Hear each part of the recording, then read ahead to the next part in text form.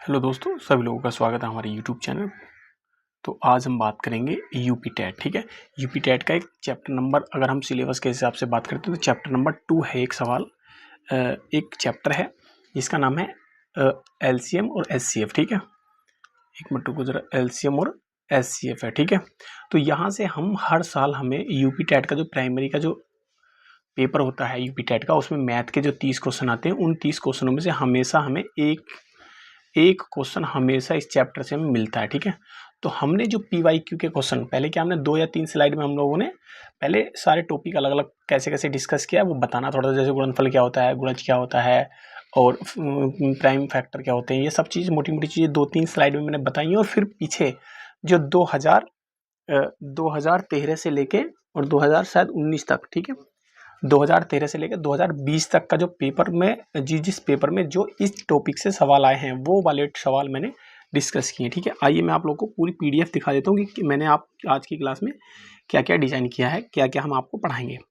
LCM और HCF के बारे में डिस्कस करेंगे, फिर हम भाज्य और अभाज्य के बारे में बात करेंगे, फिर अभाज्य गुणनखंड के बारे में बात करेंगे, गुणनखंडों की कुल संख्या कैसे निकालते हैं वो चेक करेंगे, फिर हम गुणनखंड की संख्या और यहाँ गुणनखंडों का योग का जो फॉर्मूला है वो बताएंगे, यहाँ से भी क्वेश्चन पूछा जा सकता है। फिर एलसीएम कैसे निकालेंगे ये बताएंगे, भाग विधि और गुणनफल विधि से कैसे निकालना, एचसीएफ कैसे निकालते हैं भाग विधि और गुणनफल विधि से, और भिन्नों का एलसीएम और एचसीएफ कैसे निकालना वो सिखाएंगे। और यहाँ से देखो जरा, ये चीज़ें देखो क्या है। ठीक है, ये लिखा हुआ है UP TET primary level math के पीवाईक्यू 2013 से 24 तक के क्वेश्चन। ठीक है, उनको डिस्कस करेंगे। जैसे पहला क्वेश्चन ये है, ठीक है, और दूसरा ये है। इसी तरह क्या है, हमने पूरे पीडीएफ में क्या है 10 से 12 क्वेश्चनों में पूरा कवर कर दिया है। ठीक है, ये 12 क्वेश्चन है और लास्ट में हम इसको क्लास को बंद करेंगे। ठीक है, तो ज़्यादा बड़ी वीडियो क्लास मतलब ज़्यादा बड़ी क्लास होगी नहीं, जो इम्पोर्टेंट है भाई। एक क्वेश्चन के लिए तो हम 30 में से एक क्वेश्चन के लिए तो एक क्लास तो कर ही सकते हैं ना।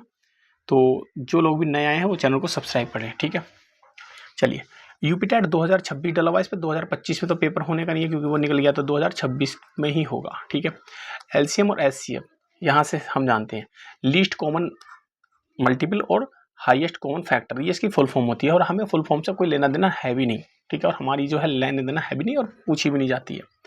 तो बात करते हैं पहले गुणज क्या होता है, मल्टीपल क्या होता है। ठीक है, बहुत सारे लोग क्या ये भी नहीं बता पाते हैं कि मल्टीपल और फैक्टर में क्या अंतर है। ठीक है, मल्टी और फैक्टर में क्या अंतर है ये भी डिस्कस नहीं कर पाते हैं। तो हम आपको बताएंगे कि मल्टीपल्स और फैक्टर में क्या अंतर होता है। ठीक है, सबसे बात करते हैं पहले गुणज। ठीक है, गुणज या मल्टीपल की मतलब क्या होता है। मल्टीपल का मतलब जैसे कोई भी संख्या है, मान लो मैंने लिख ली 3 लिख ली। ठीक है, 3 संख्या लिख ली, एग्जाम्पल के तौर पर 3 4 5 कुछ भी लिख सकता हूँ, मैंने 3 ले लिए। अब हम आगे लिखा हुआ है कि 1 2 3 डॉट डॉट डॉट डॉट बहुत सारा, पता नहीं इन्फिनिटी तक, ये इतने सारे हमारे क्या नंबर हैं। इस सारे नंबरों में से क्या इस नंबर को क्या मल्टीप्लाई कर देंगे हम। देखो 3 से 1 गुणा करेंगे तो 3 आएगा। ठीक है, 3 की गुणा करेंगे 2 से, ये जो 2 3 से इनसे गुणा करेंगे 6 आ गया, 3 की गुणा 3 से करेंगे तो ये आ गया 9। तो इसका मतलब ये है कि ऐसे गुणा करते करते क्या है हमारे, तो ये जो आए हैं ये गुणा करने के बाद जो आया है ये किसके मल्टीपल हो गए, 3 के। 3 के मल्टीपल ये भी है, 3 का मल्टीपल ये भी है, 3 का मल्टीपल 9 भी है। आगे हम 3 की गुणा 4 से करेंगे तो 3 चौक 12 जाएगा। तो ये जो 12 है ये हमारा मल्टीपल है किसका, 3 का। बात आई समझ में। कोई भी एक नंबर ले लेंगे और उस नंबर की हम क्या है, जब 1 2 3 4 5 यानी कि कोई भी उससे क्या गुणा करने के बाद जो हमें संख्या मिलती है वो संख्या जो उसी संख्या का, मतलब ये जो हम मल्टीपल करने के बाद ये जो संख्या आई है ये इस वाली संख्या का क्या है, मल्टीपल है। ठीक है, यानी कि गुणज है। तो आशा करता हूँ आप लोगों को ये चीज़ें भी कंप्लीट समझ में आ गई होगी, गुणज को क्या बोलते हैं। दोबारा से मैं आप लोगों को समझा देता हूँ, जरा ध्यान से समझेंगे।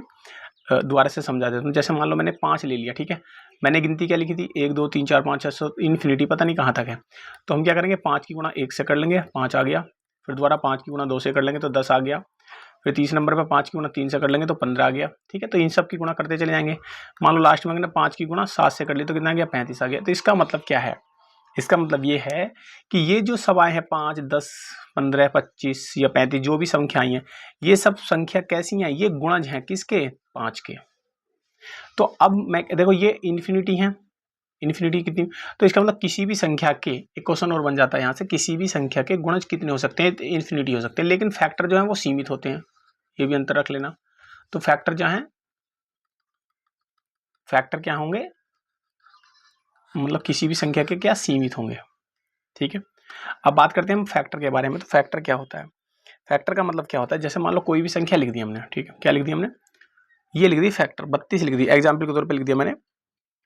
यानी कि कोई भी संख्या, मेरी बात लैंग्वेज पे ध्यान देना, कोई भी संख्या जिन जिन कोई भी संख्या, ध्यान से समझना जो मैं बोल रहा हूँ, कोई भी संख्या जिन जिन संख्याओं से, कोई भी संख्या जिन जिन संख्याओं से पूरा पूरा विभाजित हो जाता है, जिन जिन संख्याओं से पूरा पूरा क्या है, पूरा पूरा विभाजित हो जाता है, ठीक है, पूरा पूरा विभाजित हो जाता है, पूरा पूरा विभाजित हो जाता है, तो ठीक है, वे संख्याएं उस संख्या के गुणनखंड कहलाते हैं, ठीक है।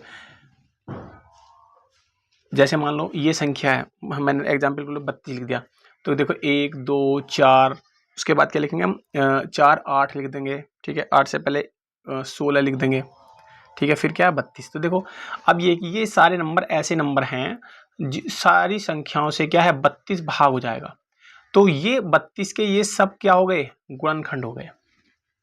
भाई कोई भी संख्या हमने लिख ली, मतलब 1 4 1 2 4 8 16 32, तो इसमें से कोई सी भी संख्या उठा लेंगे, उस सारी संख्याओं से क्या 32 भाग हो जाएगा। इनमें क्या हर संख्या का एक गुणनफल होता ही होता है, क्योंकि किसी भी संख्या को अगर हम 12 को 1 से भाग करेंगे तो 12 आएगा। इसका मतलब कि जो 1 है, एक तो हर संख्या का गुणनखंड होता है, ये आपको कन्फर्म याद रखना। जैसे एग्जाम्पल के तौर पर 32 के स्थान पर मैं क्या ले लूँ, 32 के स्थान पर मैंने एक ले लिया 35, ठीक है, तो 35 के फैक्टर क्या होने चाहिए, जैसे 1 है 5 है, फैक्टर तो नहीं कहेंगे, मतलब फैक्टर हो जाएंगे, 1 5 7 है, और किसके पहाड़े में आता 35, और किसी के में आता है तो ये 35 आता है। तो ये सारी जो संख्या लिखी हुई है, ये सारी संख्या क्या है, ये फैक्टर है किसके, 35 के अपने आप में, यानी कि 35 का ही फैक्टर होता है, ये भी याद रखना। एक तो सबका ही होता है, तो 7 और 5 और 1 और 35, ये जो चारों नंबर लिखे हुए हैं, ये सारे नंबर क्या है, मतलब ये भी फैक्टर है इसका, ये भी फैक्टर है इसका, ये भी फैक्टर इसका है, ये भी फैक्टर इसका। तो आशा करता हूँ आप लोगों को समझ में आ गया होगा फैक्टर और मल्टीपल में क्या अंतर है। मल्टीपल में अंतर ये है कि कोई भी नंबर लेंगे, उस नंबर का 1 2 3 4 5 किसी से मल्टीप्लाई करते रहेंगे, और वो पहाड़े में, या ऐसा मान लो जैसे पहाड़ा लिख रहे हैं हम, तो वो क्या है, सारे उसके गुणज हो जाएंगे, ठीक है। तो आशा करता हूँ मल्टीपल और गुणनफल को आपको समझ में आ गया होगा, ठीक है। आगे बढ़ते हैं, आगे हम डिस्कस करेंगे भाज्य और अभाज्य, क्या बात करेंगे, भाज्य और अभाज्य, ठीक है। अब भाज्य का मतलब ये होता है, भाज्य का मतलब ये होता है कि ऐसी संख्या जिनमें 2 या 2 से अधिक गुणनफल होते हैं उसके, किसके, किसी भी संख्या, मान लो 4 है, 6 लिख दिया मैंने, 8 लिख दिया, 10 लिख दिया, ये मर्जी से मैंने ये एक संख्या लिख दी, दूसरी संख्या ये लिख दी, तीसरी संख्या ये, 4 संख्या। तो देखो 4 है, तो 4 के कितने फैक्टर होंगे, एक तो 1 फैक्टर जाएगा, फिर एक 2 आ जाएगा, फिर 4 आ जाएगा, ठीक है। 4 के कितने फैक्टर हो गए, हाँ, तो ये याद रखना, जैसे 4 है, 4 के फैक्टर कितने हो गए, 1 भी हो गया, ठीक है, 2 भी हो गया, 4 भी हो गया, तो ये 3 फैक्टर बन गए किसके, 4 के। तो ये कैसी संख्या हो गई, 4 मतलब कैसी संख्या हो गई है, भाज्य, ठीक है, कितनी होगी, भाज्य हो गई। आगे बात करते हैं हम, यहां तक समझ गए हम, जैसे 6 नंबर है, 6 को भी लिखेंगे हम, 1 कोमा हो गया, 2 कोमा हो गया, 3 हो गए, 6, तो ये 4 क्या है इसके, 6 के क्या है फैक्टर हो गए, तो ये भाज्य संख्या हो गई 6, जिसके फैक्टर 2 से अधिक हैं तो भाज्य हो जाएंगे। 2 या 2 से अधिक क्यों लिया, 2 क्यों लिया, क्योंकि एक तो वो खुद और एक मतलब एक और एक जो स्वयं वो संख्या, तो 2 संख्याएं तो खुद पर अपने आप होगी, तो इसीलिए क्या 2 या 2 से अधिक फैक्टर होने जरूरी है, इसीलिए क्या है वो भाज्य संख्या हो जाएगी। अभाज्य में क्या होता है, अभाज्य में आप सभी लोगों को पता ही है, मान लो जैसे मैंने 2 लिख दिया, और 2 भी हो सकता है, 3 भी हो सकता है, 5, तो ये जो ऐसी संख्या है, ये संख्या कैसी है, इनके फैक्टर कितने, सिर्फ 2 है, या तो 1 है या इसका 2 है, क्या है, 1 या 2 है, ठीक है, 1 या 2, यानी कि 1 और स्वयं, तो ऐसी संख्या जिसका एक फैक्टर हो या स्वयं हो, तो ऐसी संख्या क्या हो जाती है, हमारी अभाज्य संख्या हो जाती है। बहुत इंपॉर्टेंट है, बहुत ज्यादा प्राइम नंबर होते हैं, तो आपको पता होना चाहिए कि 1 या स्वयं आ जाएगा तो भाज्य संख्या हो जाएगी, ठीक है। आगे बात करते हैं अभाज्य गुणनखंड की।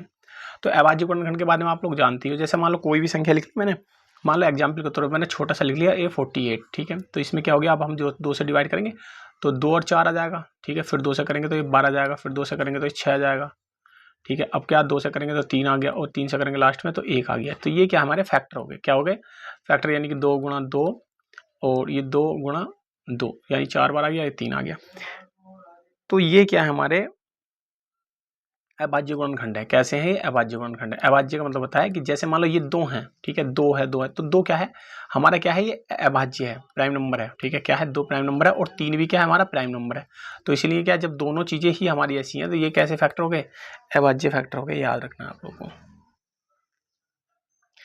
आगे बहुत इंपॉर्टेंट है गुणनखंडों की संख्या, ठीक है, यहाँ से भी क्वेश्चन पूछा जा सकता है, अभी तक तो नहीं पूछा लेकिन ये पूछा जा सकता है, ठीक है। तो आप लोग को याद भी रखना है कि गुणनखंडों की कुल संख्या को ज्ञात करने का तरीका क्या होता है, याद रखना। इसमें क्या होता है, इसमें ये होता है कि अभी मैंने इससे पिछली वाली स्लाइड में मैंने बताया था अभाज्य जो गुणनखंड है किसी भी संख्या के क्या है, हम पहले अभाज्य गुणनखंड करेंगे। मान लो माना हमने कहा कि 100 के कुल गुणनखंडों की संख्या बताओ भैया, 100 के कुल गुणनखंडों की मतलब गुणनखंडों की संख्या बताओ, ठीक है, कि संख्या कितनी हो जाएगी, गुणनखंडों की क्या है संख्या बतानी है। तो हम क्या करेंगे, ठीक है, हम क्या करेंगे इसको याद रखेंगे, हम मान लो, ठीक है, मतलब वैसे ही मैंने लिख लिया। अब यहाँ कितना लिख लिया मैंने, 100 लिख दिया, ठीक है। तो गुणनखंड करेंगे हम, तो 100 के गुणनखंड करेंगे, देखो तो 2 से कट जाएगा तो ये कितना जाएगा 50, फिर 2 से काटेंगे तो कितना गया 25, फिर 2 से काट लेंगे, नहीं 2 से तो नहीं कटेगा, 3 से भी नहीं कटेगा, तो हम किससे काटेंगे, अब काटेंगे हम 5 से, ठीक है। तो 5 पंजे 25, तो 5 से काट लेंगे तो ये 1 हो गया। तो इसका मतलब ये जो है, अब जो हमारे गुणनखंड आए हैं देखो ध्यान से, 2 गुणा 5 गुणा 5, ठीक है। तो गुणनखंड तो ये आ गए, लेकिन गुणनखंडों की संख्या तो 2 की पावर 2 और गुणा कितनी होगी 5 की पावर 2। तो इसमें क्या है, गुणनखंडों की जो संख्या है, गुणनखंडों की संख्या जो निकालनी है, यहाँ से आप लोग को याद रखना जो पावर होती है, ठीक है, गुणनखंडों की संख्या क्या हम निकालेंगे, जो पावर होगी उसमें 1 जोड़ देंगे। जैसे पावर कितनी है 2 है, तो 2 को 1 जोड़ दिया, गुणा कर ली, फिर दूसरे में क्या 2 है तो 2 प्लस में 1 कर दिया, गुणा कर दिया। तो ये कितना का 3 गुणा 3, तो 3 या 9, तो इसका जो सही आंसर आ जाएगा 9 है। तो आप इस तरह के सवालों में क्या करेंगे, हम ध्यान से समझेंगे, जो हमारे प्राइम फैक्टर है, जैसे 2 और 5 प्राइम फैक्टर है, इनकी जो पावर होती है 2 2 लिखा हुआ, तो इनमें क्या इन्हीं पावरों में जो 2 है 2 में 1 जोड़ दिया, यानी इन पावरों में 1 1 जोड़ने के बाद इनकी सबकी गुणा कर लेंगे। भाई देखो 2 था 2 में 1 जोड़ा 3 आ गया, इधर भी 2 था 2 में 1 जोड़ा 3 आ गया, दोनों गुणा करी 9 आ गया। तो इस तरह क्या है, हम इनका गुणनखंड कर लेंगे, गुणनखंडों की संख्या।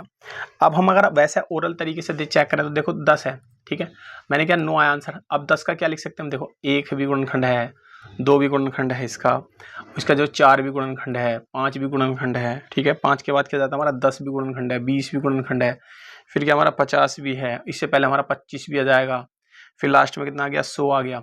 तो इसमें क्या देखो 100 के गुणनखंड कितने हो गए, 1 2 3 4 5 6 7 8 9, 9 हो गए पूरे, कितने हो गए 9।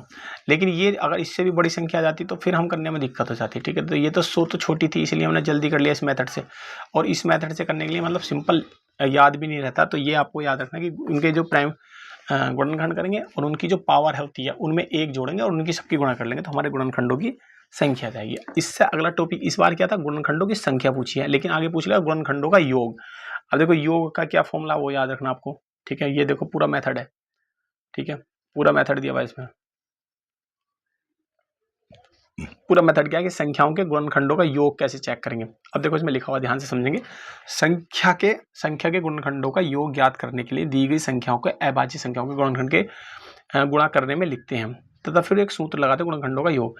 बस संख्याओं की संख्या याद करने के लिए तो अभी पिछले बार मैंने बताया कि जो पावर है उसमें क्या 1 जोड़ देंगे और जोड़ने के बाद इसका गुणा कर लेंगे, ठीक है। लेकिन इसमें ऐसा नहीं है, इसमें क्या है, इसमें फॉर्मूला है जो आपको याद रखना है। जैसे पहले क्या करेंगे हम, पहले जो भी हमें फैक्टर दिया गया उसको इस फॉर्म में लिख लेंगे। इस फॉर्म का मतलब होता है जैसे ए है उसको अभाज्य फॉर्म में लिख लेंगे, किस में लिख लेंगे, अभाज्य फॉर्म में, मतलब उसका 2 3 5 7 इस तरह वाले फैक्टर कर लेंगे, उनकी पावर आएंगी कुछ ना कुछ।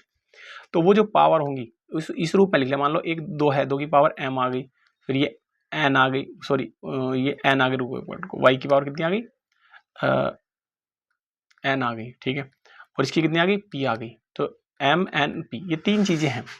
अब गुणनखंडों का योग लिखेंगे, क्या है गुणनखंडों का योग लिखेंगे तो कितना जाएगा, देखो ये है x की पावर m + 1 - 1 बटे x - 1, तो ये x का फॉर्मूला बन जाएगा। इस तरह याद रखना, ये वाला फॉर्मूला है, गुणा में क्या करेंगे इसकी गुणा कर लेंगे, फिर हम y की गुणा कर लेंगे। तो इसमें जितनी पावर होती है उसमें एक, उसके गुणनखंडों में क्या 1 जोड़ते गुणा कर रहे थे, लेकिन उसमें इसकी पावर में गुणा मतलब 1 जोड़ेंगे।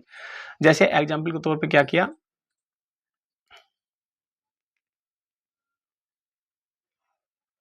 एग्जाम्पल के तौर पे जो सवाल लिया गया वो देखो, यह किताब वालों ने ले लिया 120 के गुणनखंडों का योग ज्ञात करना।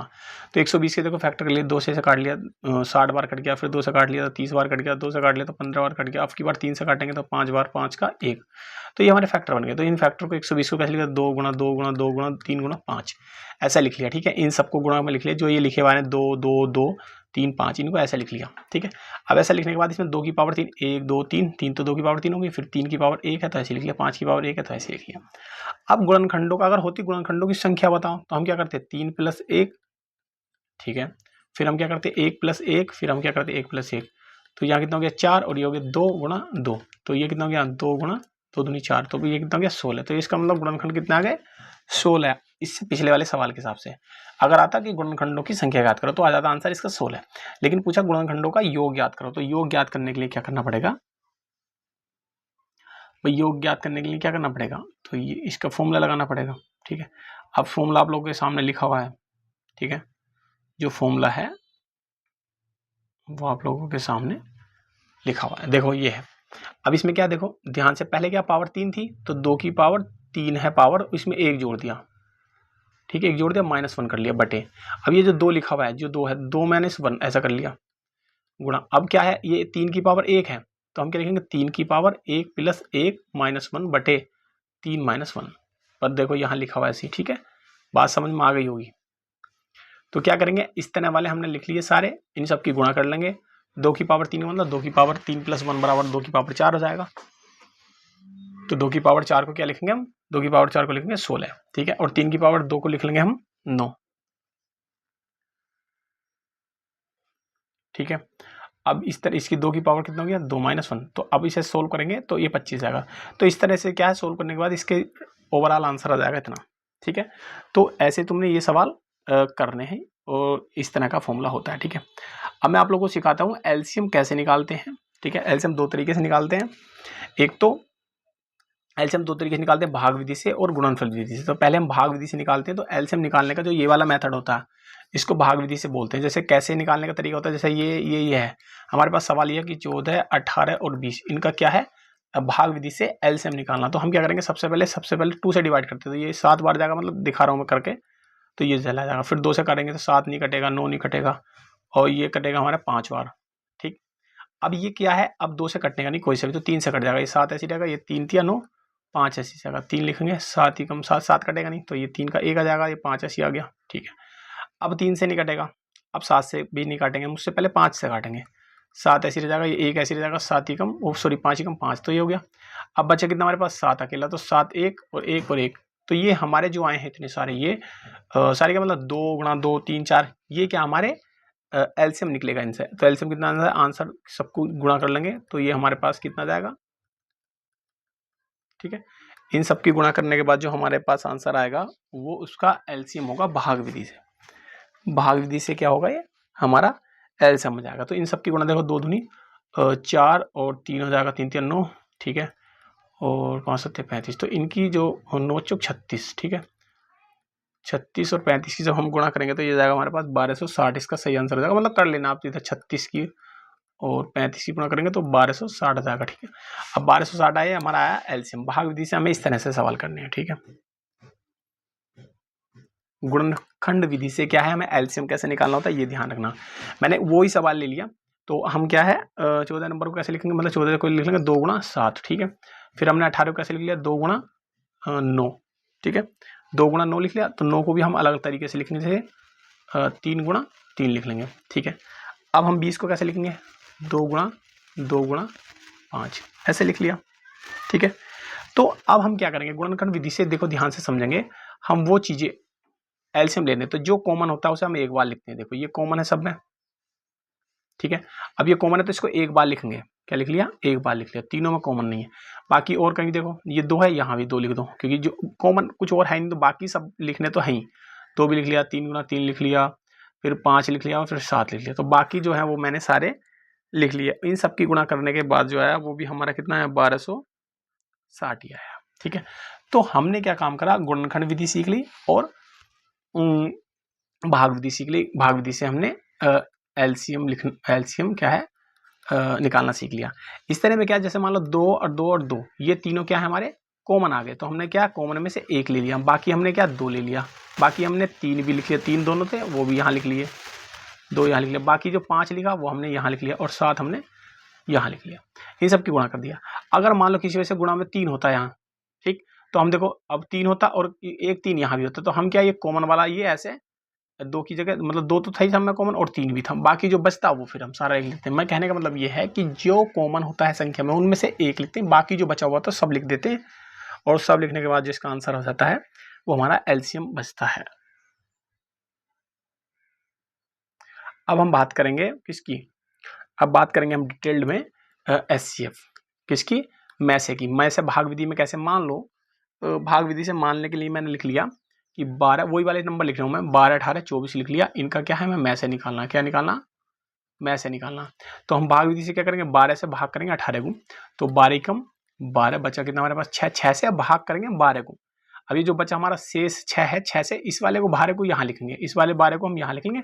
अब क्या करेंगे हम 6 से भाग करेंगे, 6 दूनी 12, तो इस हिसाब से ये आया आंसर हमारा 6। अब ये वाला 6 इस पे और चेक करेंगे, 6 से भाग करेंगे इस वाले 24 से, भाई इन दोनों की गुणा भाग तो हमने कर ली, इसकी और बची, तो 6 से भाग करेंगे 6 चौ 24, ये पूरा पूरा कट गया। जब पूरा पूरा कट जाता है तो ये जो आता है ये हमारा क्या है, आंसर है, क्या है, ये हमारा आंसर है सवाल का। तो इन दोनों का आंसर कितना है, भाग विधि से मैं से कितना आया, वो 6 आ गया। ठीक है, गुणनखंड विधि ये प्राइमरी लेवल के हिसाब से बता रहा हूं मैं, ठीक है, नहीं तो वो ये इसी टॉपिक में काफी बड़े सवाल है, प्राइमरी लेवल से इससे ज्यादा बाहर नहीं आएगा, इसी लेवल का सवाल आएगा। ठीक है, गुणनखंड विधि से क्या होता है, मैं से जो निकालते हैं हम गुणनखंड विधि से, फिर वही संख्या ले लेंगे हम 12 18 और 24 ये ले ली मैंने। अब क्या करा, 2 गुणा 2 गुणा 3, तो ये फैक्टर कर लिए। अब फिर 18 कितना जाएगा, 2 गुणा 3 गुणा 3, ठीक है। अब 24 का कितना जाएगा, 2 गुणा 2 गुणा 2 गुणा 3, ये हो गया। अब मैं से गुणनफल विधि से हमें क्या निकालना था, मैं से निकालना था। तो इनमें सिर्फ एक ही तरीका होता है, जो जो कॉमन है वो ले लेंगे, बाकी और कुछ नहीं। देखो ये 2 है, ये 2 और ये 2, तो इसको मिला दो एक साथ। देखो मतलब ये क्या है, देखो 2 2 और 2 ये कॉमन हो गया, तो इसमें से तीनों में से कॉमन ले लिया 2, और क्या है कॉमन, और ये देखो ये वाला और ये वाला, हाँ ये कॉमन हो गया तीनों, तो 3 ले लिया, बाकी तो और कोई कॉमन है नहीं, क्योंकि भाई देखो 2 इसमें है तो इसमें है, लेकिन इसमें नहीं, 2 बचा हुआ, 3 इसमें है तो इसमें और इसमें नहीं बचा 3, तो हमारे पास सिर्फ क्या है, यही रखने दोनों, 2 या 6, तो यही आ जाएगा अकेला, ठीक है, और कुछ नहीं आएगा। ठीक है, तो ये तरीका है।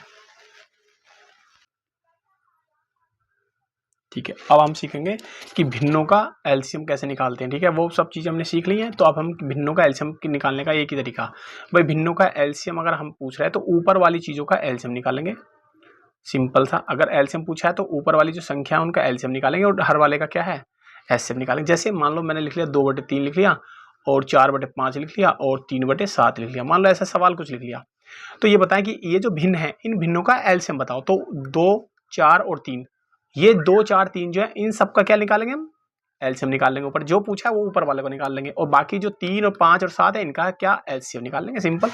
भिन्नों का एचसीएफ, अगर भिन्नों का एचसीएफ निकालना तो ऊपर वाली भिन्नों का, जो ऊपर वाली है 2 4 3, ऊपर वाली का एचसीएफ निकालेंगे और नीचे वाली का एलसीएम, सिंपल है।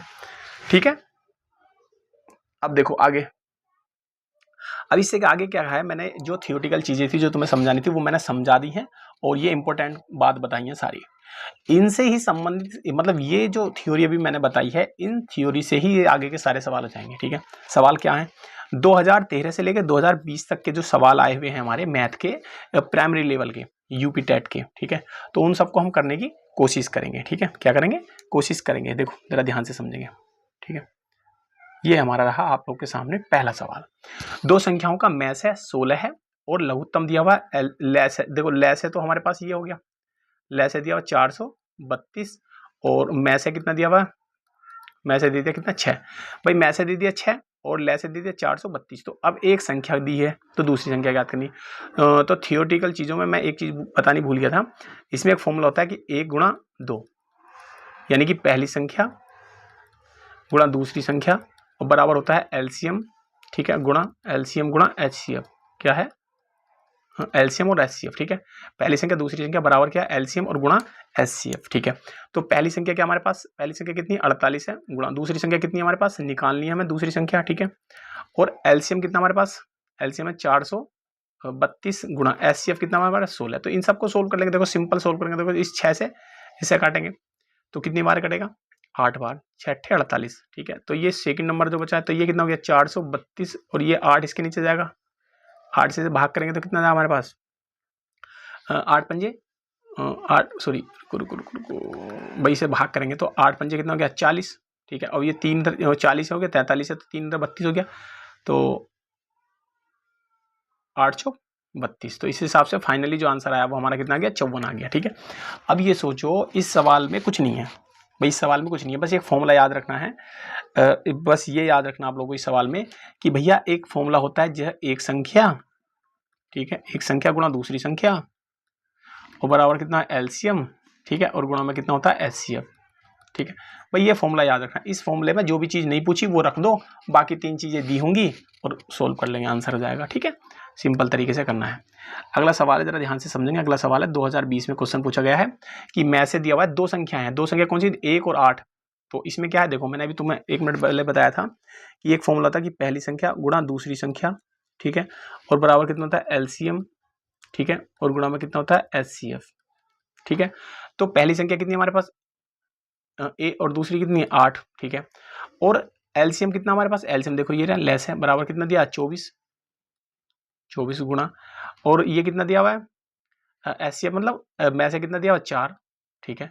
तो यहाँ से ए की वैल्यू निकालनी, तो ए की वैल्यू तो ये 8 गुणा में तो भाग में पहुंच जाएगी। यहाँ अगली लाइन में क्या है 24 गुणा 4 बटे में कितना जाएगा 8, 8 दिया 24, तो 3 की गुणा 4 से करेंगे तो 3 चौक 12। सिंपल आंसर इसका आएगा ऑप्शन नंबर क्या है डी, बिल्कुल करेक्ट आंसर हो जाएगा। इसमें कोई रॉकेट साइंस नहीं लगाना था, बिल्कुल भी कुछ भी इसमें कुछ नहीं करना था। हाँ, ये सवाल थोड़ा सा सोचने वाला है, ठीक है। ये सवाल सोचने वाला, तो इसका तरीका मैं आप लोगों को बता देता हूँ, सिंपल तरीका है और आप लोगों को बहुत ही ज़्यादा हेल्प भी करेगा। देखो 2 संख्याओं का मैं से और ले से इतना इतना दिया हुआ है, मतलब मैं यहीं पे लिख रहा हूँ, ये हो गया एचसीएफ, ठीक है 12, और ये हो गया एलसीएम, ठीक है 72। यदि इन संख्याओं का कितना 60 दिया हुआ है, मान लो योग कितना दिया हुआ है भैया 60 दिया हुआ है, तो 60 का मतलब कितना एक्स प्लस वाई, जो दोनों का योग दिया हुआ है वो एक्स प्लस वाई के बराबर कितना दिया हुआ 60। तो इनमें से संख्या याद करनी है, ठीक है। तो संख्या क्या, दोनों संख्या एक्स और वाई याद करनी है, लेकिन योगफल दिया हुआ है। अब जब योगफल दिया हुआ तो मैं एक्स और वाई की वैल्यू पता होनी चाहिए, तो ये याद करना एक्स माइनस वाई का होल स्क्वायर जब हम लगाएंगे तो ये याद रखना कि एक्स प्लस वाई का होल स्क्वायर और माइनस का 4xy ये है। तो इसमें क्या करेंगे हम एक्स और वाई की वैल्यू निकाल लेंगे,